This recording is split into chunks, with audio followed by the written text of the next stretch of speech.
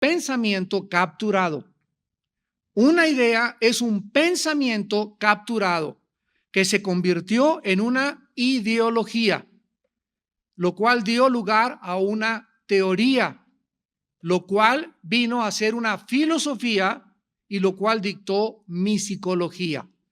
Entonces vemos que todas las acciones del ser humano, la forma de hablar, la forma como tú tratas a la gente, cómo te interrelacionas, tu percepción del mundo, tu capacidad para interpretar el mundo, para decir, pues yo creo esto, pues yo creo en Che Guevara, y yo creo que Fidel está bien, y yo creo que en España están mal. Absolutamente la forma en la que nosotros manejamos las ideas nos habla de la raíz que existe en nuestro corazón. Porque tal como somos, tal como pensamos, es como actuamos. Vamos a ver de qué manera este mito del utopianismo comenzó y por qué se ha apoderado de la mente humana. Vamos a comprender de qué manera esta visión utópica o de este sueño de que el hombre puede mejorar, que el Estado puede mejorar la situación de los ciudadanos y los ciudadanos comienzan a creer de una forma idolátrica en que el presidente, el gobernante, los diputados, los senadores o tal partido realmente lo están creyendo, pueden llegar a cambiar el estado social, el estado espiritual, el estado económico de un país. Vamos a comprender por qué esta visión, repito, reemplazó lo que por más de 16 siglos se escucha. Por más de 16 siglos se entendió que la base de toda la sociedad era la naturaleza humana, creada a imagen y semejanza de Dios. En otras palabras, en 16 siglos se creyó que el pecado era el resultado y la maldad del ser humano. Y la pregunta que vamos a contestar en esta tarde es, ¿qué le ha sucedido a la noción bíblica del pecado? Ya no se habla del pecado, repito, ya se habla del defecto trágico, en lo cual Shakespeare lo bautizó. Marx dijo, es el problema de lucha de clases, el proletariado tiene que derribar a la burguesía. Sigmund Freud, lo vamos a analizar en esta noche también, dijo que el problema era el medio ambiente, y así todos han tratado de echarle la culpa no al ser humano, sino a la sociedad, al medio ambiente, a infancias disfuncionales, a problemas emocionales, lo cual dio lugar a la psicología y a la falsa psiquiatría. Vamos a comenzar con la primera idea del primer hombre que comenzó a sembrar estas ideas en el mundo, llamado Jean-Jacques Rousseau. Rousseau o Rousseau, como lo quieran pronunciar en francés. Jean-Jacques Rousseau. Este hombre nació en Suiza y surgió dentro de la escena intelectual de la época en la que él estaba viviendo a mediados del siglo XVIII. O sea que un análisis breve de la historia que vamos a hacer en esta noche nos va a llevar a que del siglo XVIII a nuestros días, al siglo XXI, es donde ya aumentó, creció, se pervirtió y se degradó la sociedad en que vivimos. Este hombre ganó una notoriedad inmediata, Rousseau, porque presentó un ensayo con una tesis que jamás nadie había presentado. Se las voy a leer. Rousseau estableció esta tesis: el progreso de la civilización no es beneficioso para los seres humanos, sino dañino. Y en su estado natural, la naturaleza humana es buena y solo se vuelve mala cuando es corrompida por la sociedad. Este hombre postuló su tesis diciendo, el resultado por lo cual estamos actuando como estamos actuando es la sociedad que nos envuelve. Él vivió en tiempos después posteriores a la Revolución Francesa y comenzó a influir en muchos postrevolucionarios y comenzó a hacerle creer a la gente que realmente el Estado, si se cambiaba el Estado, si se ponía a las gentes que ellos soñaban, todo esto sembraron las semillas para el marxismo, para la psicología y para el ateísmo. Entonces este hombre comenzó a atacar y a decir lo que la Biblia dice en contraposición, y la antítesis de la Biblia es Jeremías 17:9. Perverso es el corazón más que todas las cosas, ¿quién le conocerá?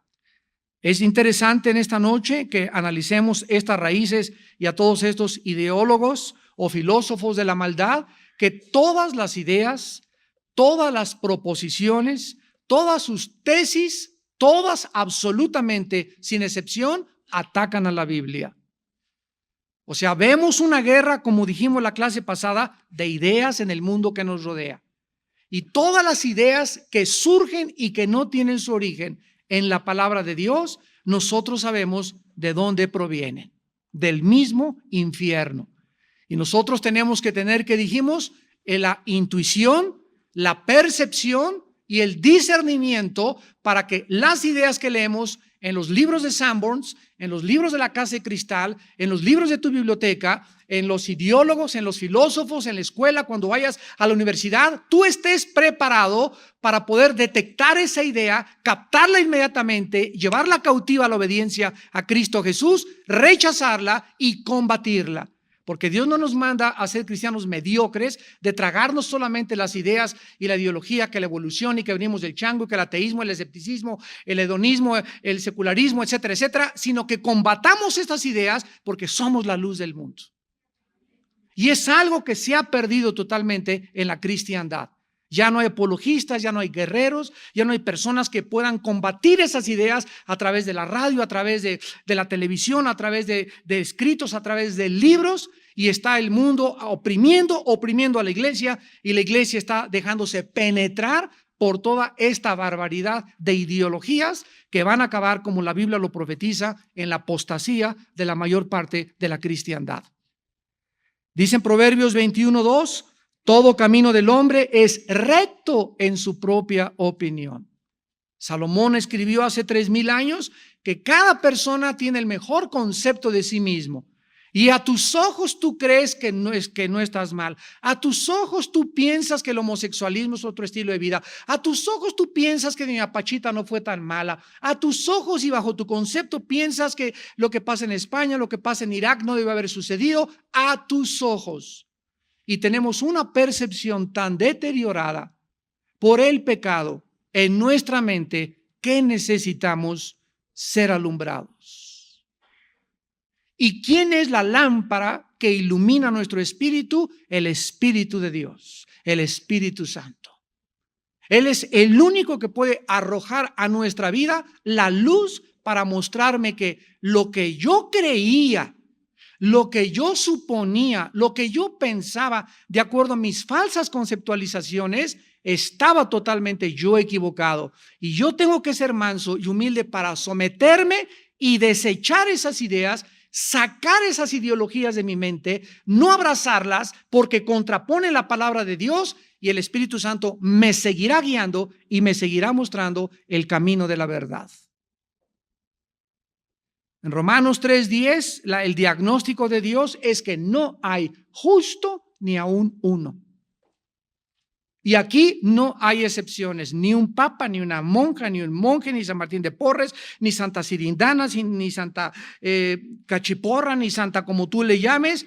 No hay ningún ser humano que pueda presentarse delante de Dios y decirle: Dios, soy una persona buena. Mira el convento que hice, mira el asilo que construí, me fui de rodillas a la villa, hice esto, hice aquello, nunca me he divorciado. No hay nadie que le pueda decir a Dios: Señor, recibe mi bondad y mi justicia en mis términos. Porque si así fuera, si Dios quisiera que nosotros nos portáramos bien o llegáramos a la excelencia, el camino moral, para que Él nos aceptaba, damas y caballeros, ¿por qué tuvo Cristo que morir? ¿Por qué fue necesaria la muerte del Hijo de Dios en una cruz? Dios hubiera dicho: miren, hagan lo mejor que puedan mis nenes, pórtense bien, todas las religiones nos llevan a Dios, al final todos nos vamos a ver allá arriba, porque soy misericordioso y al final me voy a arrepentir y a nadie voy a mandar al infierno. Todas estas ideas, ¿de dónde vienen? No de la Biblia, de los que atacan la Biblia. Y tal vez tú has leído estas ideas fuera de la Biblia y te las has tragado, las has aceptado y han formado parte actualmente de tu ideología, y esto te ha hecho enfriarte contra la Biblia, contra el cristianismo, por tu incredulidad, por no creer ni darle la veracidad adecuada a la palabra de Dios. Este filósofo que comenzó a tratar de cambiar la ideología de la humanidad contradijo todo lo que anteriormente se había dicho. Porque escuchen, desde Aristóteles,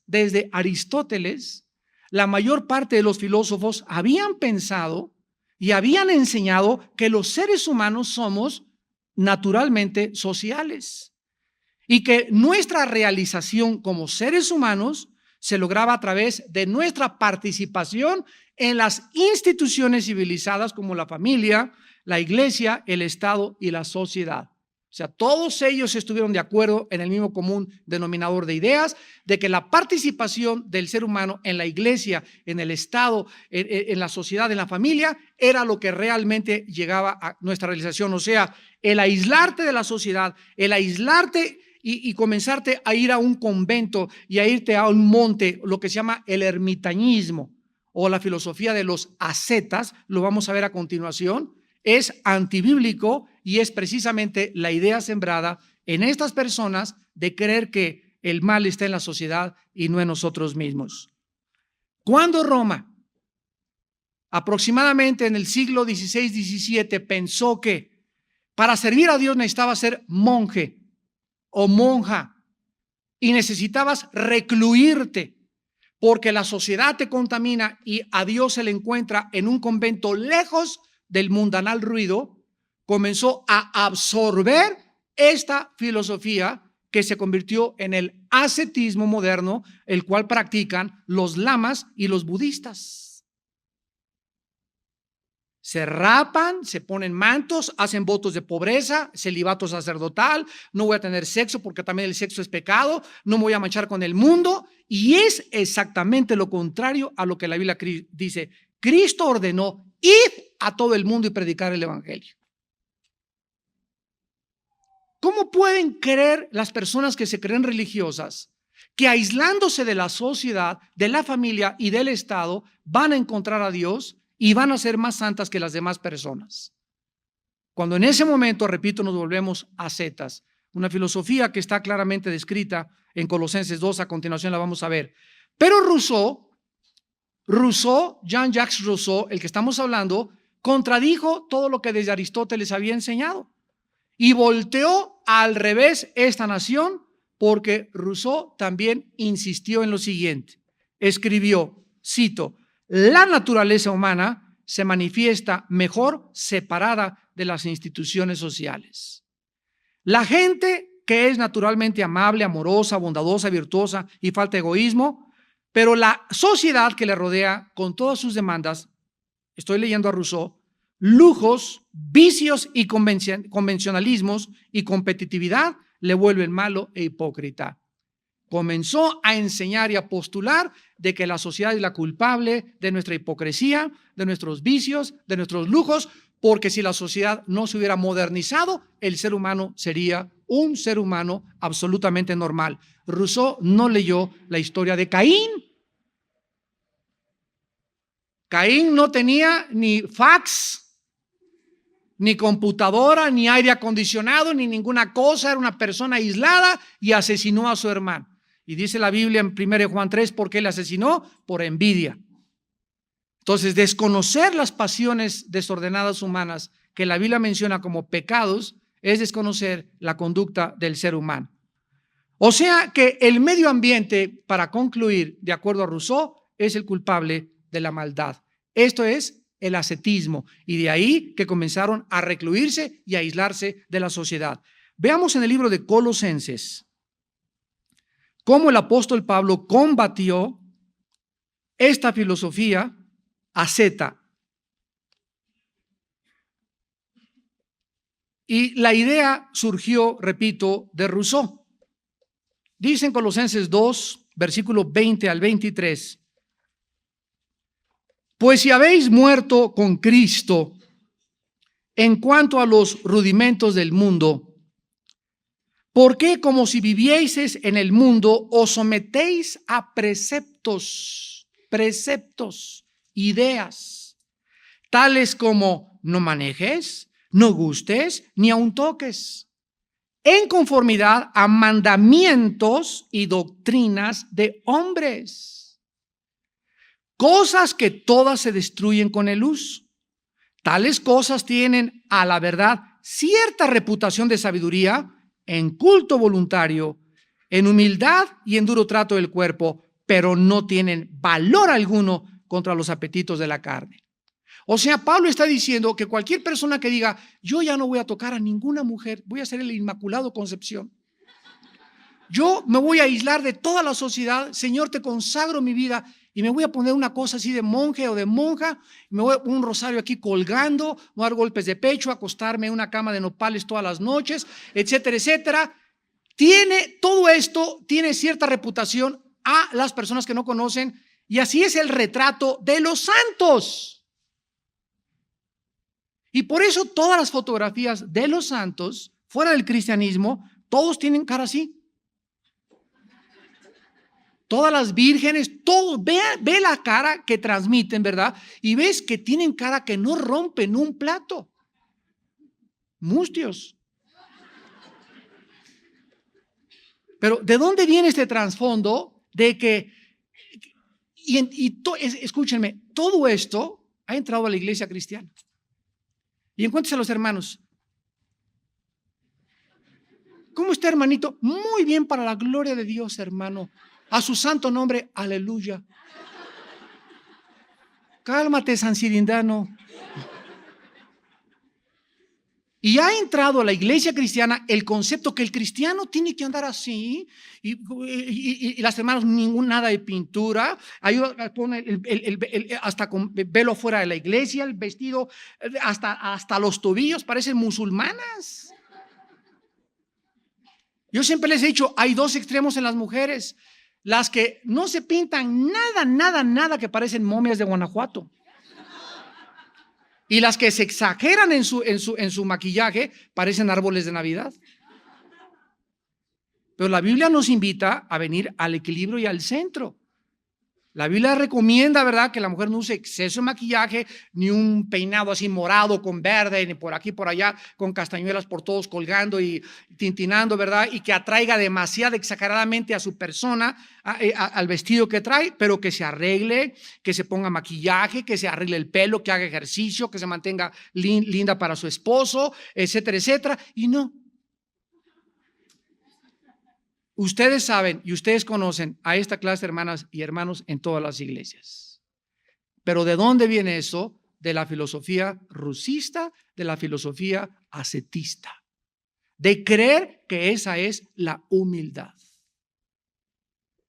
Yo recuerdo todavía hace 30, 40 años, para no ir tan lejos, conozco pastores de Argentina, amigos míos, que me han dicho, Armando, en Argentina nos enseñaron a que el pastor no podía tener una camisa limpia, arrow, una buena corbata, para ser humilde tenía que tener el cuello roto, andar de guaraches, y la iglesia podía vivir el ingeniero con una casa, por allá también el otro, pero el pastor tenía que vivir en una covacha, en un petate, y tenía que hacer votos de pobreza. Y esos pastores me han dicho en Argentina, mis padres, eso me enseñaron a mí. Y además nos enseñaron que la iglesia era la que le ponía el sueldo al pastor, y se juntaban 3 o 4 familias y decían, a ver, ese pastor, ¿cuánto tome esto? Y si nos predicas grueso, te corremos y traemos otro que nos predique normal y dulce.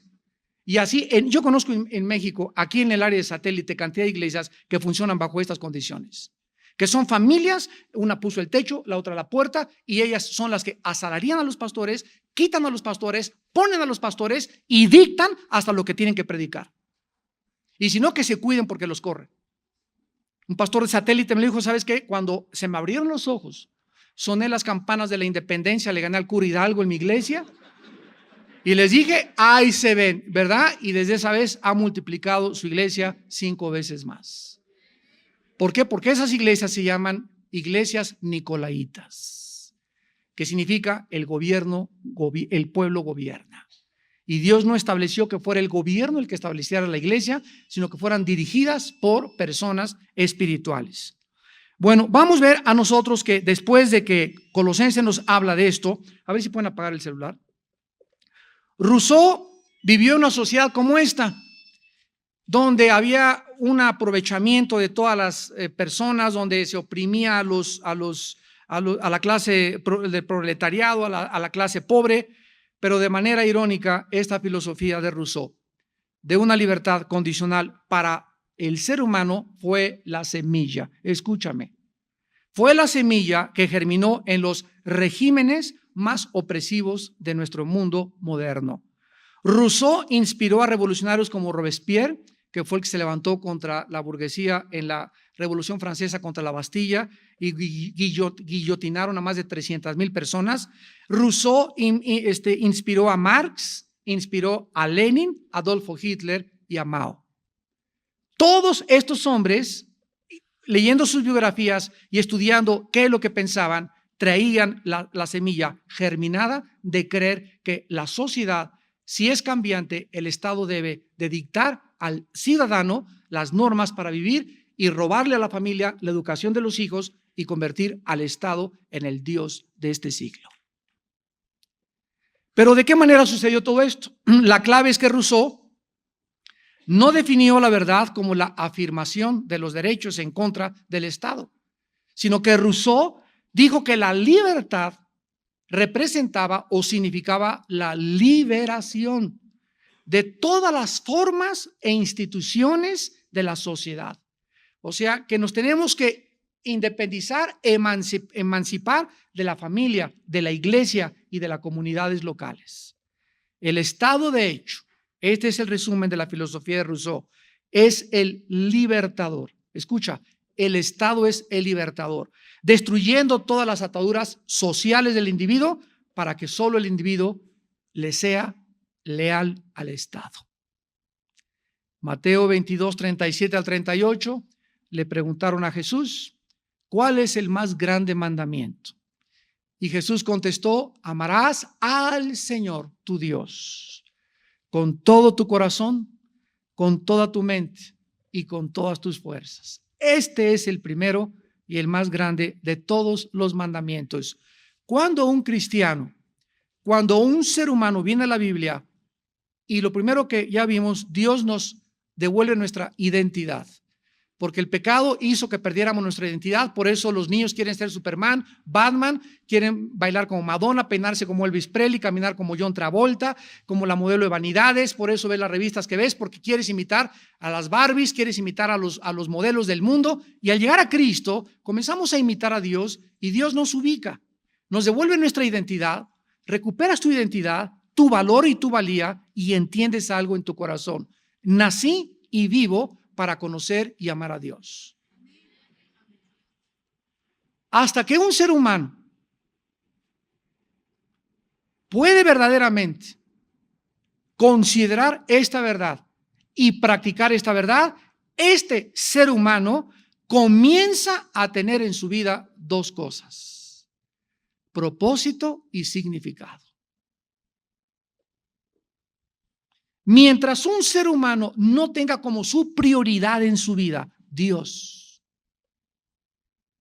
va a ser gobernador, va a ser diputado, va a ser presidente, Miss México, Mr. México, deportista, el mejor futbolista, el clímax y la cúspide que hayas podido alcanzar. Ahí, cuando llegues a esa cúspide, a ese clímax, ahí te encontrarás más vacío que nunca y seguirás sabiendo que algo te hace falta en tu vida. Irás de mujer en mujer, de cigarro en cigarro, de filosofía en filosofía, de teatro en teatro, de cine en cine, de posición en posición, y nunca Jesús dijo, volverás a encontrar la saciedad. De esa agua tendrás siempre sed. Pero el agua que yo les vengo a dar, dijo Jesús, se convertirá en una fuente que salte para vida eterna dentro de su vida. ¿Y saben por qué, damas y caballeros, amados hermanos? Porque fuimos creados para Dios. San Agustín de Hipona decía, oh Dios, mi alma nunca tendrá paz, ni será saciada hasta vivir en tu presencia. Es cuando hacemos contacto con Dios a través de la Biblia y de Jesucristo, cuando nuestra vida comienza a adquirir dirección, propósito, significado. Cuando comenzamos a descubrir por qué vivo, cuando comienzo a tener respuesta a las tres preguntas que la filosofía ni la religión han podido contestar ni contestarán. ¿De dónde venimos? ¿Cuál es el origen? ¿Quiénes somos? ¿Hacia dónde nos dirigimos? Solo la Biblia tiene estas respuestas. Aquí nació, pues, lo que los políticos llaman la política de la redención. La idea de que la política puede ser el medio no solo de crear un mundo mejor, sino de transformar a la naturaleza humana creando un hombre nuevo. Este fue el sueño y la filosofía de Adolfo Hitler. Si nosotros, el Partido Neosocialista Alemán, puede los nazis, podemos crear una nueva raza, él le llamó la raza aria, y quitar a los ratones, así les llamó a los judíos, y podemos levantar, y a través de la reproducción y a través de miles de experimentos genéticos que hicieron abominables los nazis, podemos levantar esa raza, vamos a controlar el mundo y durará el Tercer Reich un milenio, 1000 años, y 85 millones de alemanes lo creyeron. ¿Qué dice 2 Corintios 5:17? El que está en Cristo, nueva criatura es. La Biblia nos enseña lo contrario, que el ser humano jamás podrá, a través de una reforma política, ni de una reforma psicológica, ni de un mejoramiento social de su medio ambiente, ni aunque tenga una mejor educación o mejores padres o que tenga una mejor sociedad, el ser humano es corrupto por naturaleza. Y tanto la clase de los Borbones como la clase de la sangre azul de Francia y de Inglaterra y de los reyes y de los más encumbrados como los más humildes campesinos son perversos de corazón. Y la perversidad se encuentra en la clase más encumbrada y en la clase más baja de las sociedades. No es el medio ambiente, no es la educación, no es el político ni el Estado el que cambia al ser humano, es Jesucristo. No es hasta que estás en Cristo que Él te hace y crea dentro de nosotros una nueva criatura. A eso murió Cristo en la cruz y para eso resucitó a los 3 días, para no solamente abrir sus brazos y dar su sangre por nuestros pecados, sino para que a los 3 días que resucitó, garantizarnos que hay una vida nueva después de nuestra muerte, de nuestro ego. Porque de acuerdo a la Biblia, el enemigo más grande que tienes tú y el que tengo yo se llama el ego. Y puesto que Rousseau enseñó que la naturaleza humana es esencialmente también indefinida, escucha esto, que la naturaleza humana es indefinida, entonces tampoco existen principios morales que puedan limitar las ambiciones del Estado. Si no existe tal cosa como la naturaleza humana, entonces no hay justificación, ¿verdad? Ni nadie puede detenerme para decir que debemos de tratar de tal manera o de aquella manera a las personas. Esta fue la mentalidad de los nazis. Cuando en el juicio de Nuremberg, en 1945, a finales del 46, en Nuremberg, Alemania, se reunieron un consejo internacional de juristas para tratar a los sobrevivientes de los generales nazis a Hitler. Los generales nazis se levantaron y justificaron su actitud y dijeron ante el juicio de Nuremberg, es que recibimos órdenes del partido de hacer lo que hicimos. Himmler, el mayor asesino de Hitler, que fue el que encabezó la Gestapo, dijo esto: yo no tengo absolutamente ninguna cosa que discutir con ustedes. Si ustedes creen que es malo, para nosotros era bueno. Esto era para nosotros nuestra filosofía, para ustedes en Occidente era malo. No me pueden juzgar de acuerdo a lo que ustedes creen, porque para nosotros es el relativismo. Si me has seguido con cuidado, podemos llegar a una conclusión. Si no tuviéramos una norma absoluta, que es la Biblia, todos pensaríamos de la misma forma. ¿Por qué te metes conmigo si para mí es bueno, para ti es malo? Una vez el presidente Reagan llegó a un aeropuerto en Los Ángeles y se acercaron los periodistas y le preguntaron, señor Reagan, ¿usted qué piensa de los homosexuales? Y él contestó, dijo, pues que es una cosa muy fea y es una forma muy mala de invertir la naturaleza humana. Y el periodista le contestó, bueno, esa es su opinión de usted, pero no es la opinión de ellos. Para ellos es bueno y para usted es malo. Y Reagan volvió otra vez y contestó y les dijo, es que no importa lo que ellos piensen ni lo que yo piense, sino lo que la Biblia dice del homosexualismo. En España tú vas y te metes a una discoteca y puedes fumar marihuana dentro de la discoteca o del café mientras no te salgas a la calle. Para ellos está legalizado dentro de las discotecas. En México todavía no. ¿Quién tiene la razón? El movimiento talibán en Afganistán a las mujeres les prohibió trabajar, les prohibió inmiscuirse en la política, en las escuelas, no podían salir a la calle si no estaban totalmente tapadas, y a la mujer que agarraban violando la ley de los talibanes, la metían como este estadio que está aquí atrás, como una plaza de toros, y enfrente de todos le cortaban las manos o la fusilaban enfrente de la gente. En Irán, actualmente, una mujer que se levante el velo, le cortan con una navaja Gillette 5 veces los labios. Y ellos dicen que para ellos eso es una costumbre, es su cultura, que nadie se meta con ellos. Si no tuviéramos una norma, si no hubiera absolutos. ¿Qué significa absolutos? Algo que no está sujeto a cambio. Algo que permanece inmutable, inconmovible. Si no hubiera verdades absolutas, viviríamos todos en un relativismo donde sería una anarquía total. Cada quien haga lo que mejor piense. Y esto es lo que describe el libro de los Jueces en el Antiguo Testamento en la Biblia. Así acaba el libro de los Jueces. Cada quien hacía lo que mejor le parecía ante sus ojos. Esto es anarquía. En la práctica, este programa utópico de que el hombre puede mejorar y el Estado puede cambiar la situación, de construir una sociedad perfecta, siempre, siempre, siempre significará la muerte de los que se resistan. Todos los estados totalitarios y todas las dictaduras han usado el mismo concepto. Todos los que se resistan, ¿verdad? O aquellos que están en contra de las ideas del gobierno, al paredón. Lo vemos en Cuba, lo vemos en Libia, lo vemos en Irak, lo vemos con los palestinos, lo vemos en Irán. Cuando el gobierno o esta clase de individuos se apoderan de una nación y quieren institucionalizar y quieren verdaderamente ellos creer que ellos van a cambiar la sociedad y a través de nuestra filosofía, Irán va a ser mejor, Cuba va a ser mejor, el que no esté de acuerdo a la cárcel. Y es lo que se llama la purga. José Stalin mató a más de 50 millones de personas porque no estaban de acuerdo con su política en Rusia. Este fue el fracaso de Carlos Marx. Seguimos con Marx. Marx fue un judío que percibió una sociedad utópica también, perfecta, ¿a través de qué? Del derrocamiento de la clase burguesa mediante el triunfo del proletariado. Marx también negó el principio bíblico del origen del pecado. Marx dijo que la corrupción del ser humano no provenía de dentro de él, sino de la sociedad. Y enseñó que, fíjate, voy a citar a Marx, la religión y la moral no son más que ideologías usadas para racionalizar los intereses económicos de una clase social sobre la otra.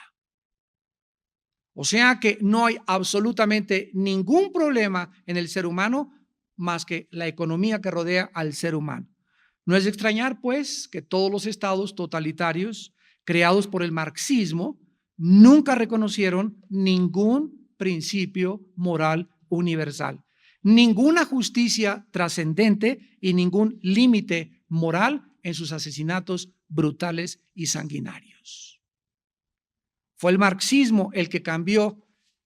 Crimen, no, aquí no matamos, aquí eliminamos por causa del Estado. No, aquí nadie está robando, estamos expropiando. ¿Se dan cuenta cómo al cambiar la terminología del pecado se suaviza, se endulza y la gente se lo traga? Y entonces Himmler y los generales nazis y los generales de Stalin y los generales rusos no tenían la conciencia que estaban matando, era algo para beneficiar al Estado, porque el Estado así lo demandaba por el beneficio futuro de la propia nación. El partido siempre tenía la razón. Vino a principios del siglo XX un filósofo llamado Friedrich Nietzsche, tu padrino. Y Nietzsche dijo esto: Dios está muerto. Así, simple y llanamente. Dios está muerto. Escuchen, nunca en la historia, en ningún siglo, ha habido más ateos que en el siglo XX. Les puedo nombrar a Nietzsche, Freud, Marx, Hitler. Bueno, Hitler no era ateo, pero por lo que practicaba, Ingersoll, Jean-Paul Sartre y todos estos hombres, padres del existencialismo francés, Todos estos hombres influyeron, y cuando el marxismo llega a México por los 60s, ustedes recordarán que el presidente Allende en Chile fue derrocado, fue derribado, un golpe de Estado, y todos los ateos y los economistas marxistas les abrieron la puerta en México y llegaron aquí a México e ingresaron, invadieron y controlaron principalmente la Facultad de Economía en la UNAM, la Facultad de Economía. Ese grupo de economistas que salió de México entre los 60s y los 70s fueron el 85% ateos. Esos economistas entraron en la Facultad de Economía, en el Politécnico, en el Tecnológico Monterrey, y hasta en la Universidad Iberoamericana, en muchas universidades, y comenzaron a enseñarles a los alumnos el ateísmo y la filosofía de la teoría de la evolución, la cual después penetró las preparatorias y actualmente en México, en todas las secundarias y en todas las preparatorias se enseña que venimos del chango. Prepara a tu hijo, porque tu hijo que lo mandaste a la escuela dominical y tu hijo que le enseñaste la Biblia lo está esperando con una bazooka, con un tomahawk y con ametralladoras en la escuela a sus profesores para tratar de robarle todo lo que nosotros les hemos sembrado. Y si tu hijo entra a la secundaria, sin bases, sin conocimiento, sin una intimidad con Dios, sin una verdadera profesión de fe en Jesucristo, tu hijo se va a convertir en un apóstata y va a abandonar la fe. O sea, realmente nunca tuvo la fe y se va a convertir tal vez hasta en un enemigo de la cruz de Cristo algún día. Este hombre, Nietzsche, con su filosofía utópica de un hombre nuevo, otra vez se repite. Un hombre nuevo inspiró a Adolfo Hitler. Fue el filósofo que más inspiró a Hitler para tratar de formar, como ya hemos visto, una nueva raza en Alemania. Nietzsche dijo: la moral cristiana no es más que una moralidad para esclavos, y las virtudes como la bondad, la humildad, la mansedumbre y la generosidad son características de los débiles.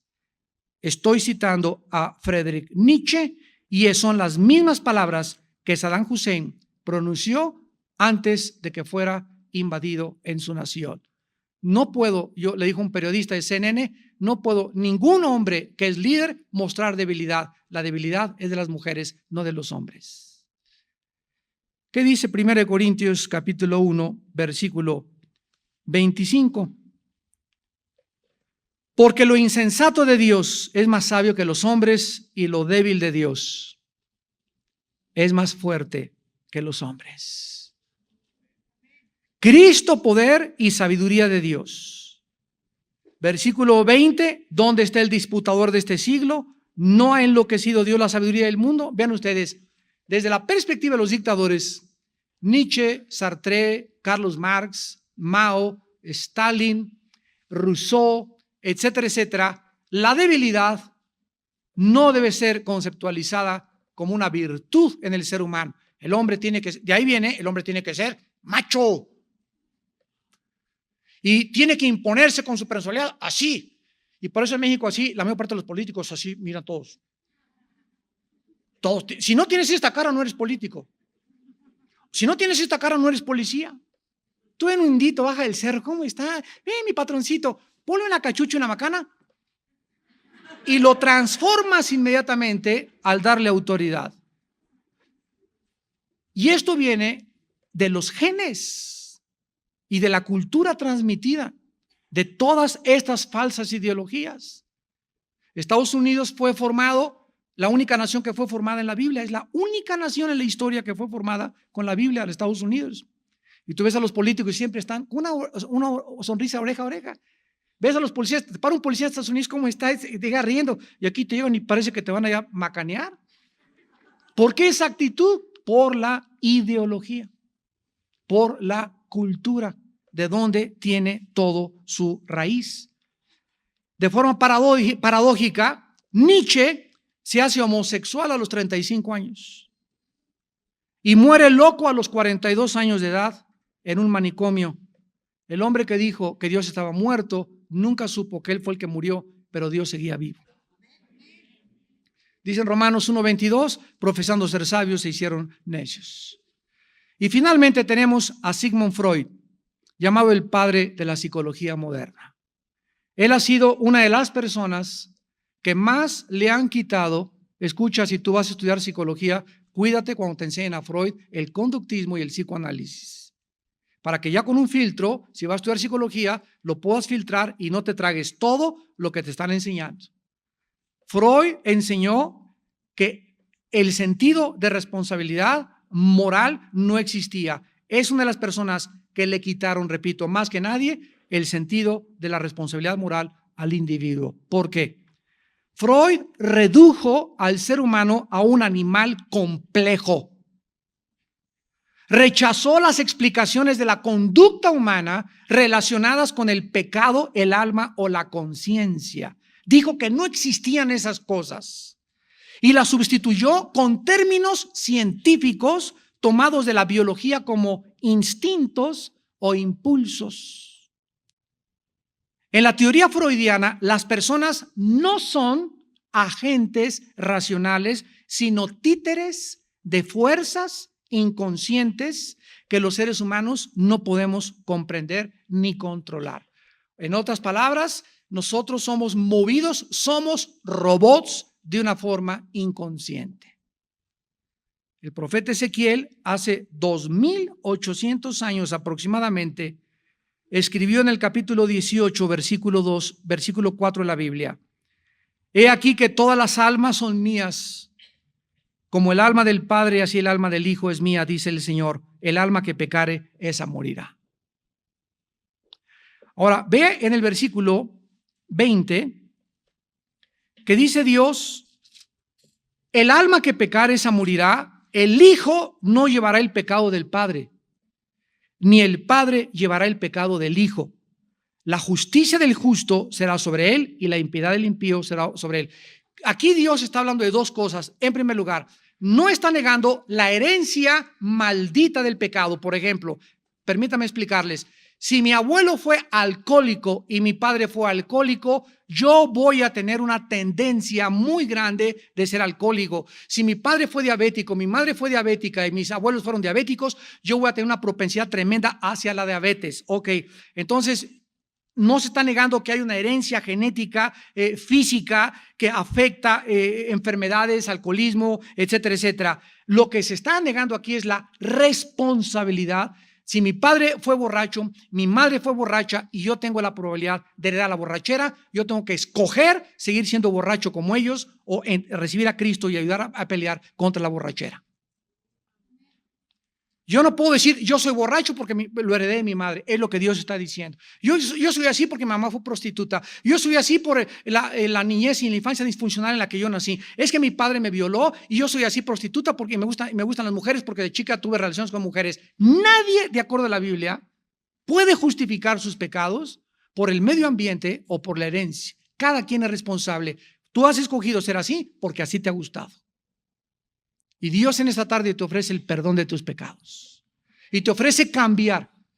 Y si tuviste un medio ambiente que no fue adecuado y creciste en Tepito y te decían el mochorejas de la Merced y matabas en Sion el Zahualcóyotl y te violaron desde niña y te hicieron lo que te hicieron, la gracia de Dios es más grande que las maldiciones que heredamos.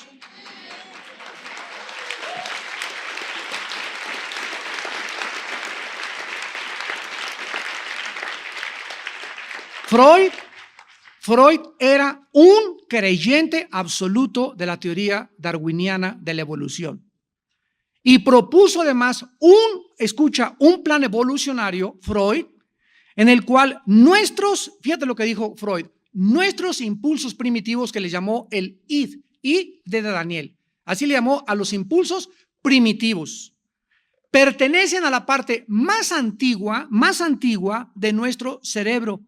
Mientras que la mente racional, a la cual él llamó el ego, es un desarrollo posterior de la más alta evolución de la corteza cerebral. O sea que el ser humano tiene en la mente inconsciente algo que desciende de los animales, por lo cual el ser humano se comporta como animal muchas veces. no es responsable de sus acciones y él no tiene la culpa de haber heredado eso genéticamente. Así que lo que la sociedad, de acuerdo a Freud, califica como malo, no es realmente malo, simplemente es el reflejo animal de la parte más antigua del cerebro. Que dice 1 Corintios 2, versículo 11, contradiciendo todas las tesis de Sigmund Freud, dice 1 Corintios 2, 11, ¿quién de los hombres sabe las cosas del hombre, sino el espíritu del hombre que está en él? Así tampoco nadie conoció las cosas de Dios, sino el espíritu de Dios. ¿Qué dice la Biblia? Mi querido, carísimo, excelentísimo Sigmund Freud. Déjame decirte que te has equivocado rotunda y trágicamente, porque el problema humano no radica en la psique o en la mente. Trasciende mucho más allá la mente el problema humano. Y como tú no conoces la Biblia ni tienes al Espíritu Santo, has limitado tu problemática y la conducta humana a la mente. Pero la Biblia nos manda, nos enseña que el problema humano, la raíz del problema humano, radica en el espíritu.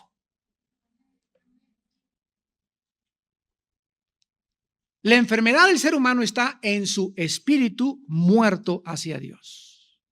Ese es el diagnóstico de Dios. Pero los hombres, como no conocen la mente de Dios, pues es esto, es aquello, es el Estado, vamos a cambiar esto, es la sociedad. Hemos visto en esta tarde cómo todos los seres humanos sin la Biblia se han equivocado, porque hay caminos que parecen derechos y su fin es camino de muerte. La Biblia nos muestra que nosotros debemos de regresar totalmente a los principios y a los fundamentos de la palabra de Dios. Porque si no tenemos una luz que es la Biblia, toda la luz que te pueda dar el mundo son tinieblas. Todos estos fueron hombres comunes y corrientes, pero Jesús dijo, yo he venido de arriba. El que es de la tierra, cosas terrenales habla, el que viene del cielo, cosas celestiales habla. Y los seres humanos tenemos la propensidad a creerle más a los seres humanos que al único ser humano en la historia que ha venido del cielo y que nos ha dicho, yo soy el camino, la verdad y la vida. ¿Por qué esta tendencia de creer más fácilmente la mentira? Esto nos demuestra que el diagnóstico de la Biblia es acertado, porque el hombre es fundamentalmente malo y perverso. Y necesita nacer de nuevo. Necesitamos que Dios haga de nosotros una nueva criatura dentro de nosotros. Y una vez que nacemos de nuevo y recibimos a Cristo y nos convertimos, necesitamos mantener este estado. Ya es nuestra responsabilidad, que se llama la santidad. La santidad es el progreso gradual de nuestro crecimiento espiritual en Cristo. Y muchos santos que en esta mañana, en tarde me escuchan, muchos cristianos que ya tienen años en la iglesia cristiana, ¿por qué actúan como actúan? ¿Por qué siguen pensando como siguen pensando? ¿Por qué se siguen tragando? ¿Por qué tienen tantas dudas? Porque no han renovado su manera de pensar. Romanos 12:2. No leen, no memorizan, no meditan, no estudian la Biblia. No tienen comunión íntima con Dios diario. Dependen de su sabiduría, dependen de su carne, dependen de sus aptitudes, dependen de sus dones. Y cuando comenzamos a independizarnos y a depender más de las facultades naturales del alma, caemos en la idolatría y en la apostasía. Y sin que te des cuenta, comienzas a